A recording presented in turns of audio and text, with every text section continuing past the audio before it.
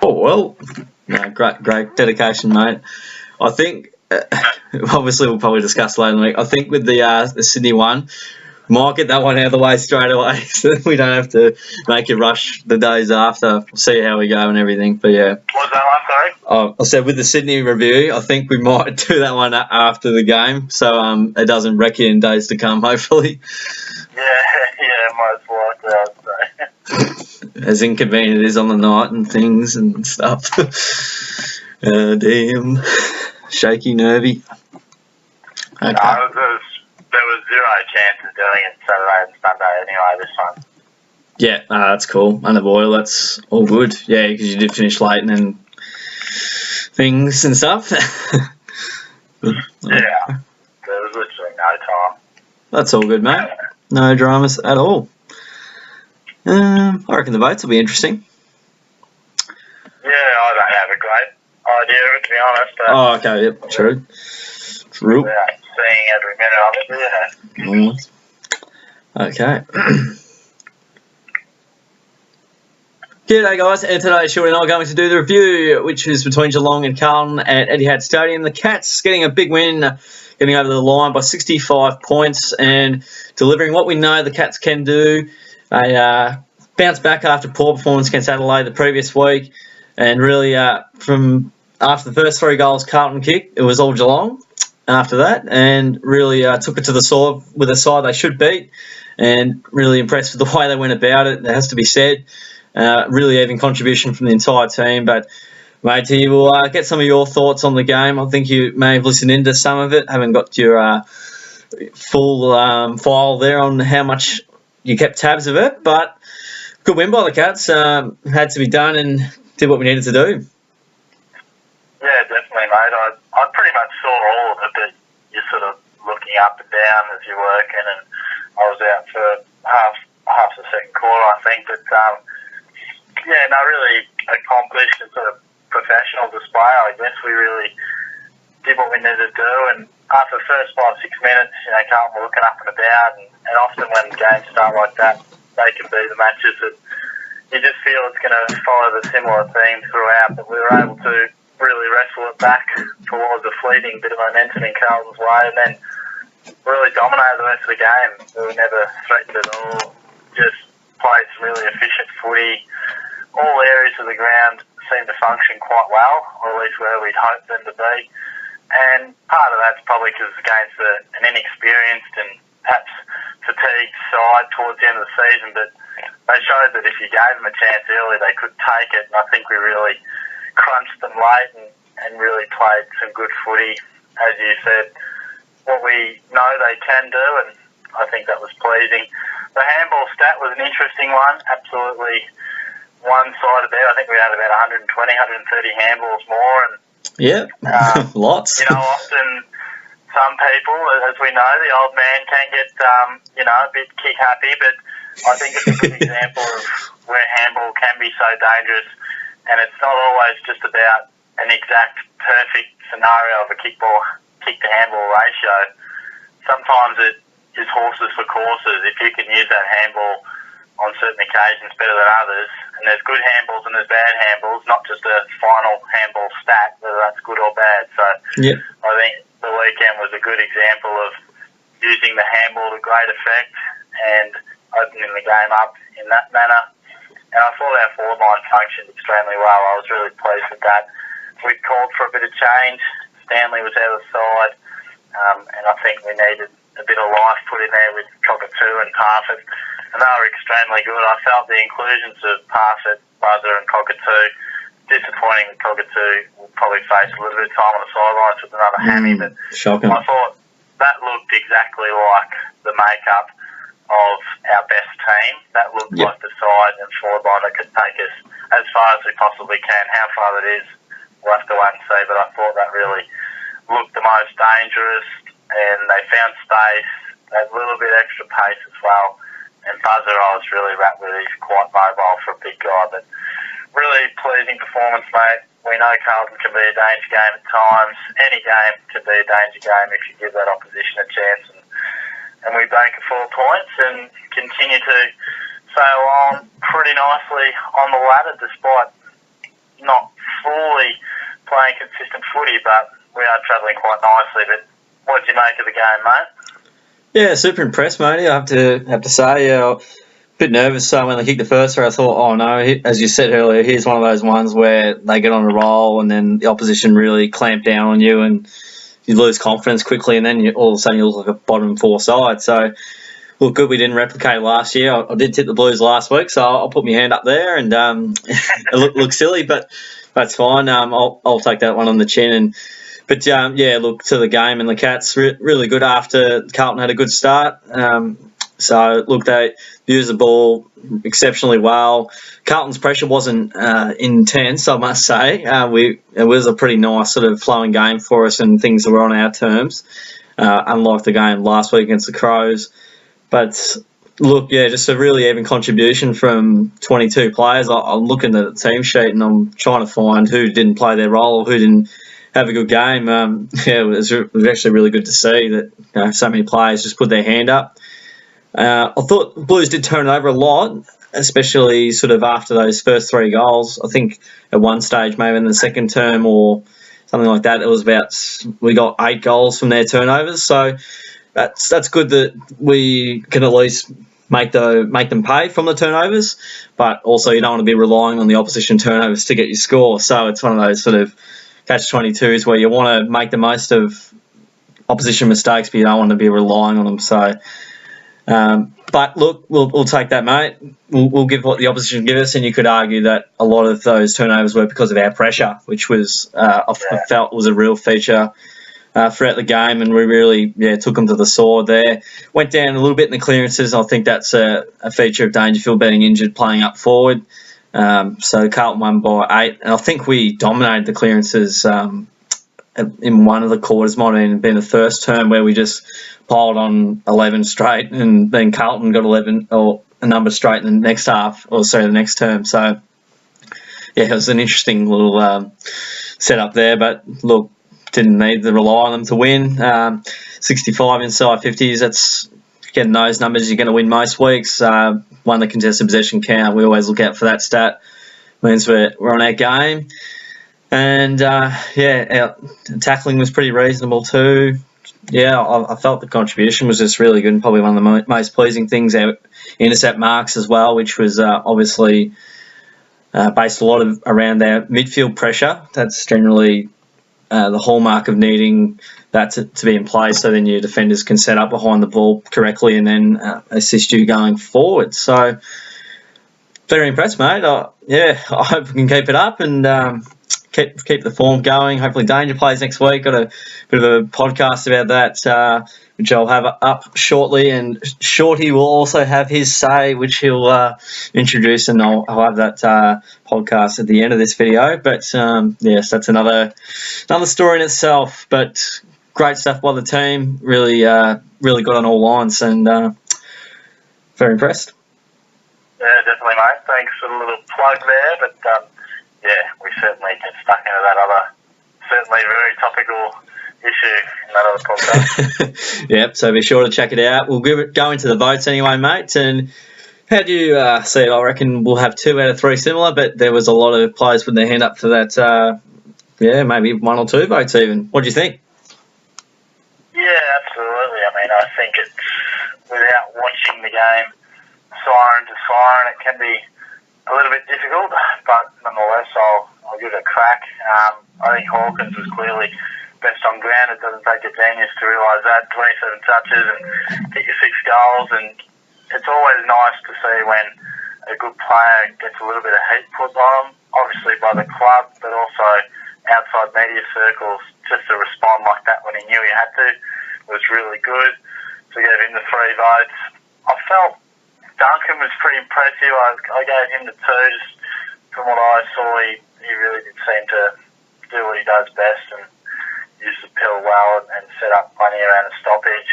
And the 1 vote, I sort of was umming and ahhing between Scotty Salwood and Jordan Myers-Murdoch. I ended up giving it to Scott Salwood, not based on anything too much that Murdoch didn't do. Just slightly went more towards him. But he was obviously back to some really good ball-winning ability, which is something that he hasn't done as much of of late, but yeah, it's been good because he was a little bit out of touch and at times has looked a little second rate this season. Other times it looked like a really good contributor for us, and he was back to more of that stuff. But yeah, probably Murdoch was out about. I'm not sure if he features in yours, but certainly give him a shout out because he was an absolute weapon. Certainly slicing his hand open, cutting an avocado didn't stop him doing anything good on the footy field. I'm not sure if you saw that article. Didn't hear about it, no. Open just prior to the game, but yeah, a real weapon if he can produce that regularly. But they're my votes, mate. How did you see it? Very good, mate. Jordan Murdoch is buying a house soon, mate, with those avocados and coffees he keeps buying, or I would have thought so. well, might be in danger there. Yeah, I agree with you on the Tommy Hawkins one. 27 touches, 12 marks, 3 tackles, 6 goals. Just an all-round performance from siren to siren. That's a big reason why he gets it along those stats.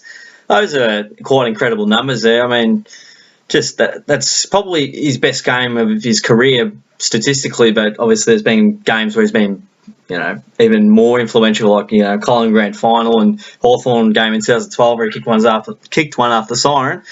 But look, he's just he was like a man possessed. The ball went where he went, and he presented the footy. He kicked straight. It was a real presence up forward. He couldn't have asked for anything more, and hopefully we see more of that from Tom. Really impressed with that. Absolutely, it was great to see him back in form. Awesome, mate.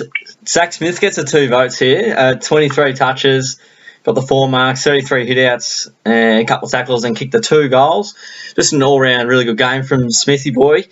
He, don't think he had Cruiser in the second half or whenever Cruiser went off.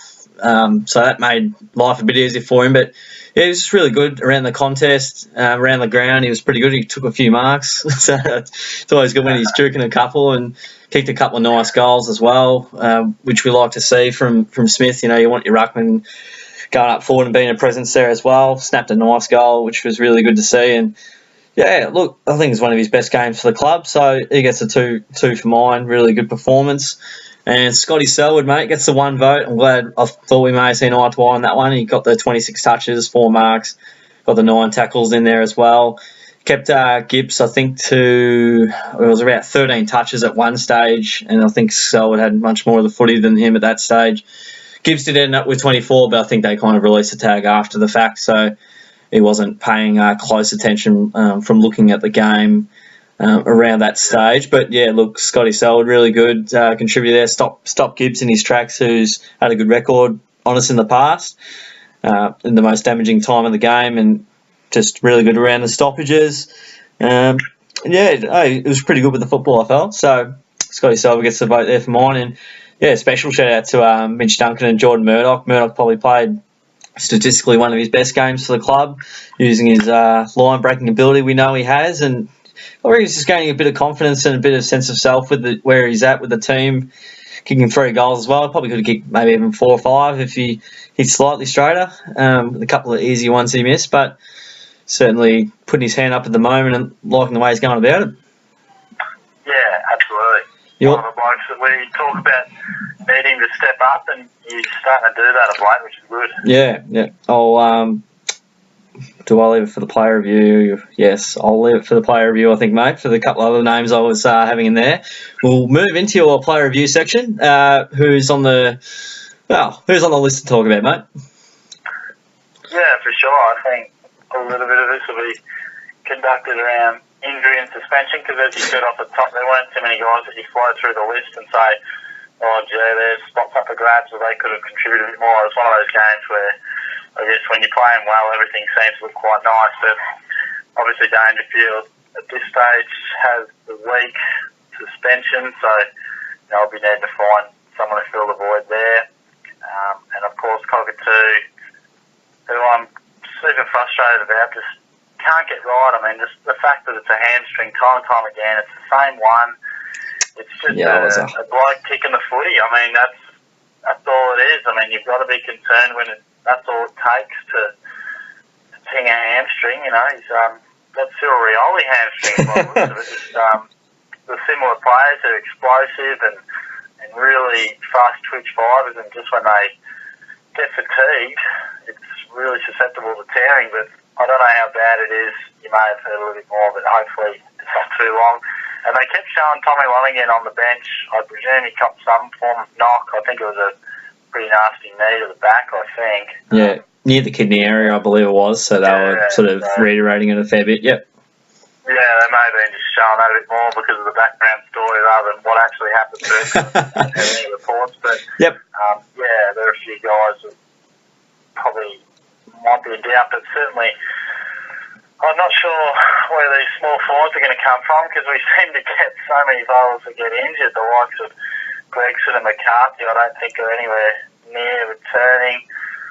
Hall and Smith in the twos, you'd think probably might be a guy who gets an opportunity. I'm just trying to think off the top of my head. I haven't looked super deep into how it's all been going.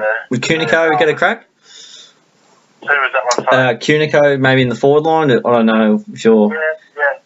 No, that's a good point. He certainly might be a guy who didn't get a great opportunity. Really, he got a little bit of a look in, but not too much. So. Yeah, I'd say he'd definitely be a chance, but we probably don't have an amazing amount of depth going through the twos. Like a few guys that are certainly solid players, but with a little bit of promise and in their early stages. But we'll just have to see where they go with that one. And I reckon Cockatoo's almost the most concerning one. I mean, you'd have to say it's at least going to be a month, unless it's really minor, because they say normal hamstrings, you're 21 days. They're going to be extra cautious with that. It then puts him on the brink of finals. I mean, I know we're annoyed about Dangerfield and all the ramifications of that, but Cockatoo's just a massive X factor. So, fingers crossed, mate. But how about yourself? Are there any players that you feel could fill those holes that we may potentially have? And I don't think there are too many guys who are out of touch, but did you have anything to add with that, with a few names? Yeah, well, on the top with Cockatoo there, I think, as we know, it's so plain and simple. He is the difference between us winning and losing a final. That's how big of an impact he is. 3 goals, and he doesn't get much of the footy, but what he does without it as well is also incredible. That tackle on Simon White, I think it was, White, was really good, and he fights the flag. He has so much energy and enthusiasm about him, and he's such an exciting player. You have that on your side. I mean, it gets us up and about when he's just on top of the world, doesn't it? Like when he's quick on the lead. He's a reasonable shot at goal. Look, he's super impressive. We just need him right. I heard it maybe not too bad, but again, it's the same one recurring. So again, they could be cautious with it. But I'd have to read over a few more things there. I think Cunico could be maybe a slight chance. I thought he was good when he did play. I'm not sure if he's a suited forward, but Guthrie, mate, I'm just having a look at the stats here. 14 touches, probably the least impact if you want to go by fantasy. Yeah, it's just he did okay, did some nice things. I think he will just slowly build back to good form, but yeah, he certainly is out of touch at the moment, has to be said. Parfitt's getting better and better as the games go on, and a few names I wanted to mention. Tom Stewart's really solid. I feel like he's back to his best form. Got a lot of the pill. Men of goals, kicking inside 50 mate elite. Your man Andrew Mackie was excellent with 29 touches and 9 marks. He didn't even get a mention, but I think Mackie. I think he's second from rebound, defensive 50s. I'm not sure who first would be, but yeah, so he's quite valuable actually right at the minutes when we have struggled to get out of the back line. So hopefully he gets better with each game and won't get much better than that. He's had a pretty good season overall. That small forward area. Can't see Hall and Smith playing forward. We're going to have to get pretty inventive, I think. Yeah, I'm struggling to think of names as well, but I think if we just... It's interesting to see if they bring back Moblop, I guess. That'd be one that leaves a bit of a topic. Yeah. Match committee, I suppose, and then they had it down as managed, but please, boys, he was clearly dropped, so... Keeping the currency, mate. Sorry, mate? Keeping the currency, mate. Yeah, look, I wouldn't be surprised if he has a couple of other issues going on.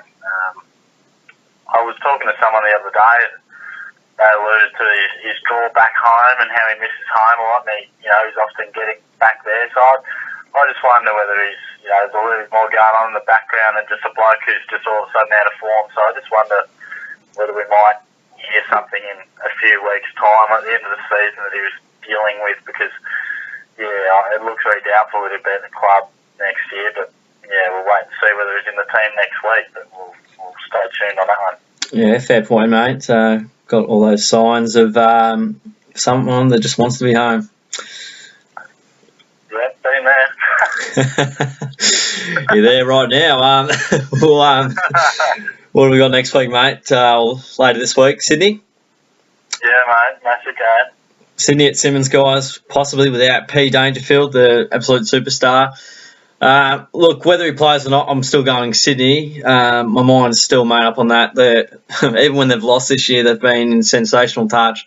They've only generally lost by a couple of points here and there when they have lost games. Haven't been blown out of the water very often at all. I know it's down at home for us and it's very tough down the highway, but beaten us the last couple of times. Haven't beaten them since 2015. Played them a couple of times since then. Beaten us the same way twice in a row. Lost by similar margins at different venues, so it doesn't seem venue specific right at the minute. You could argue we're a slightly better side than City at the moment, maybe on paper potentially, but I'm finding it difficult to mount a case that we have the type of attention to detail that Sydney have to get a win over the line. If we bring our best football, I certainly think we can win. I just don't think we can, and I just don't think we will. Not that I don't think we can. We certainly can bring it. Sydney, their record speaks for itself. 10 of the last 12, and those two results I think were pretty minimal. Hawthorn by 6 points each time. So look, they're in the best touch at the moment, really, out of any team in the comp. And I just feel like they generally have Rampy down behind the ball, and they just set up so well. And if Dangerfield's out, it makes it incredibly tough in the midfield because they could tag Selwood, and then we could look like a rabble. What do you reckon, mate? Do you reckon we can win? I think any time we play at Simonds Stadium, we can win, but certainly I'm probably more in your camp. I think the Dangerfield decision does have a fair bit of bearing on my tip, at least. I think if he plays, then we're a genuine show, and it's going to be a cracking game, and it could just be some fine margins that sees one side get over the other. But if he doesn't play, which is the case at the moment, then I just can't see us winning. If he doesn't play against most good teams, I don't know if we have the firepower to beat good teams consistently. You come down to Geelong, it's always very hard to beat us. I know Sydney have probably had a great record of doing that in recent time, and they seem to have that, what is becoming characteristic of them over the last decade or so, is that they just stick to plans and they're disciplined and they're workmanlike and they can produce good footy wherever they go. That's sort of their trait. But I think we're going to be difficult to beat. It'd be very interesting to see how the Cats approach the suspension, whether they challenge it or not, but we'll talk about it if Dangerfield will miss. I mean, I think you'd have to be in the Sydney camp just because they are in fantastic form. I know Hawthorn beat them, but I think Hawthorn at the G, a bit like us, are never an easy task, and they've had a pretty good back end to the season. So I think it's going to be difficult. You always go to Simonds Stadium with a reasonable amount of hope and expectation just by the way we play that ground and the advantage it gives us. So I certainly wouldn't be thinking it's cut and dry, that Sydney are just in too good a form and we're severe underdogs. We'll certainly be in the hunt, but two sides that are going to be there at about to the top four, so it's a massive game, and I'll be looking forward to getting along to that one, and it'll be one of those games where you don't get too many throughout the home and away season that feel like genuine finals, and this will have all the makings of it. So really looking forward to seeing how it goes, mate. Oh, mate, super excited. You just, you'll be there. The fan band will be there. It's going to be good. I can't wait for it. As much as I think Sydney are going to win, you never know until you actually get there and first bounce the ball. First 10 minutes, you don't really get a gauge till then. But super excited for it. Can't wait. Yeah, definitely, mate. Nicely done today, and look forward to getting along Friday night. Very good, mate. Thanks for joining in with the review, and thank you guys for listening in to the review from Shorty and myself. Excuse us a bit later. Very, very busy weekends. Very busy guys. Don't have to justify ourselves, but we're going to anyway. So muchly appreciate your attention and hope you've enjoyed the review. Feel free to give it a like, subscribe for more intriguing content from Shorty and myself. Check out Dane to feel what our thoughts are on that. We'll have both podcasts up. The one we've done, and Shorty will have his up later on in the piece, which I'll link you guys to. Thanks for hanging around. We'll catch you guys next time.